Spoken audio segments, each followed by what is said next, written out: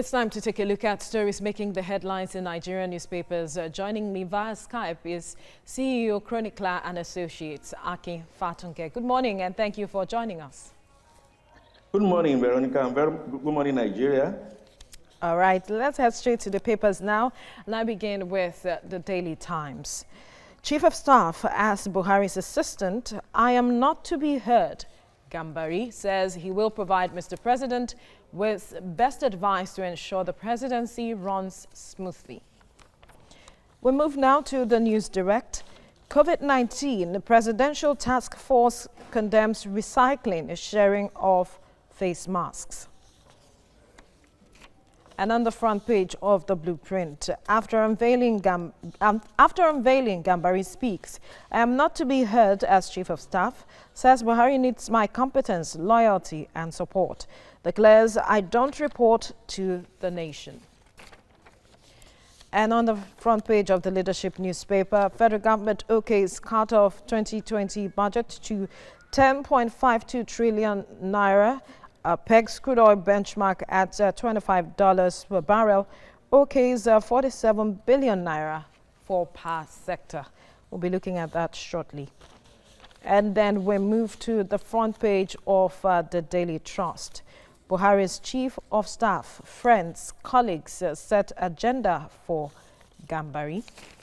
All right, Mr. Fatunke, I'd like for us to quickly look at the front page of the Leadership newspaper, talking about the federal government Leadership newspaper, talking about the federal government okaying a cut of the 2020 budget to 10.523 trillion naira, and it's also pegging the crude oil price at $25 per barrel.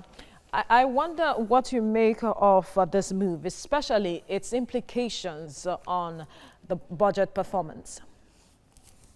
Good move, very necessary.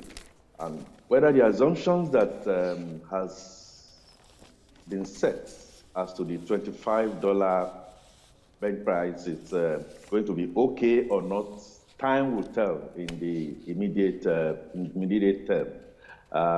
I know that Platt, given what Saudi Arabia has had to do in the last few days to cut back on production, is hovering just under 30%, and it's still very, very volatile.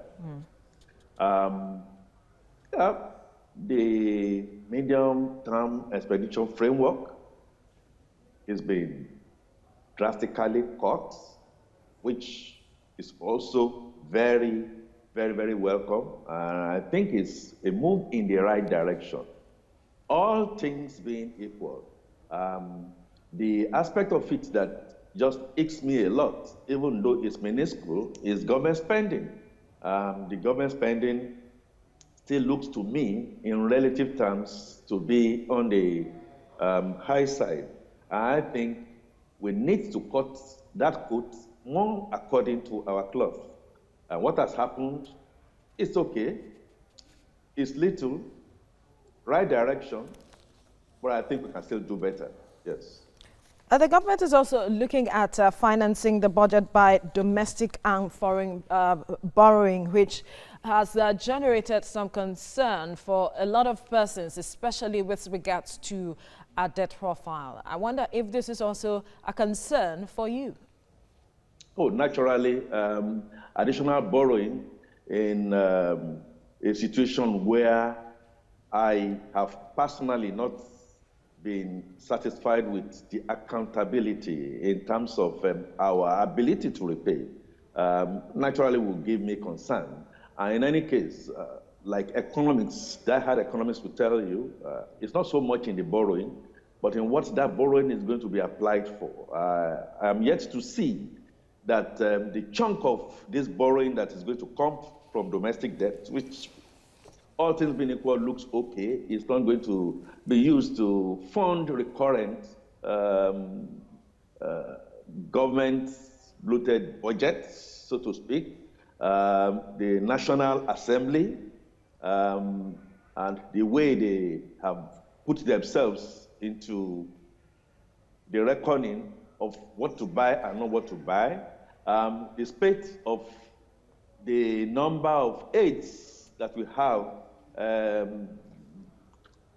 running government? Is government efficiently run with the kind of loan that we're looking at? And please don't forget that we are going to be looking at salaries and wages. I am not sure I've been able to be clear that part of this domestic debt will not go to be paying the increase in 30 naira per head salaries that have been approved for public and civil servants. It's not so clear. And don't forget that if that is not taken care of, naturally what you are going to have in your hands with a spate of unrest and a spate of so many other things that surround people not pay their salaries. COVID-19 has come in, and with COVID-19 pulling at the various streams of the size of the purse, I think we might have our work cut out for us. If these loans are such that we can generate adequate revenues, we can appropriately look at policies, hard policies, to restructure the economy in such a way that we are not looking and not pussyfooting on deregulation, appropriate pricing for our petroleum products, for instance. Our electricity sector is appropriately priced. I know that has been shifted up to July. I think hard times await us. Inflation is up, yeah. Unemployment is all-time high. Misery is staring all of us in the face. This might just be a bit of a panic measure.